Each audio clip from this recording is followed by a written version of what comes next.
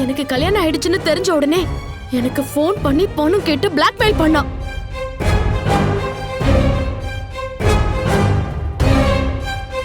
இவன் போன்ல மிரட்டினத நான் ரெக்கார்ட் பண்ணி வச்சிருக்கேன்.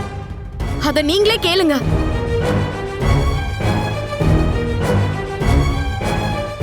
என்ன பவி, உனக்கு 5 லட்சம் பெருசா இல்ல உன் மானம் பெருசா? ஒழுங்கா பணத்தை கொடுத்துட்டேனா நீ தப்பிச்ச. இல்லனா நம்ம ஜோடியா இருந்த போட்டோ எல்லாமே உன் குடும்பத்துல இருக்கவங்க எல்லாருக்கும் அனுப்பிடுவேன். அந்த போட்டோ உண்மை இல்லைன்னு உனக்கும் எனக்கும் மட்டும் தான் தெரியும். ஆனா அவங்க அது எல்லாத்தையும் நம்பிடுவாங்களே. ஒழுங்கு மரியாதையா நான் கேட்ட அந்த 5 லட்சத்தை கொடுத்துறேன். உன்னை அதோட விட்டுறேன். நீ சொன்ன ஆளு இவன் தானா பவி? ஆமா கார்த்தி.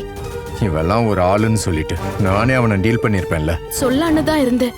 ஆனா அதுக்குள்ள அக்காக்கு எப்படியோ தெரிஞ்சு அவங்க அங்க போய் என்ன நடந்துச்சுன்னு ஒண்ணுமே புரியல எனக்கு. அக்கா, நீங்க எதுக்கு அவன் வீட்டுக்கு போனீங்க?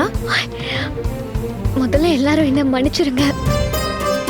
சின்ன வயசுல இருந்த கிரஷ பவி வேணா கார்த்திக் கிட்ட சொல்லிருக்கலாம். அவரும் அத சாதாரணமா எடுத்துக்கலாம். ஆனா குடும்பத்துல அதை எல்லாரும் எப்படி எடுத்துப்பாங்கன்னு சொல்ல முடியாது. இவன் வீட்டுக்கு வெளியே நின்னு பவிக்கு போன் பண்ணி ஏதோ மிரட்டுற மாதிரி பேசுறத நான் கவனிச்சேன். அதோட பவி டென்ஷன் ஆனதையும் கவனிச்சேன்.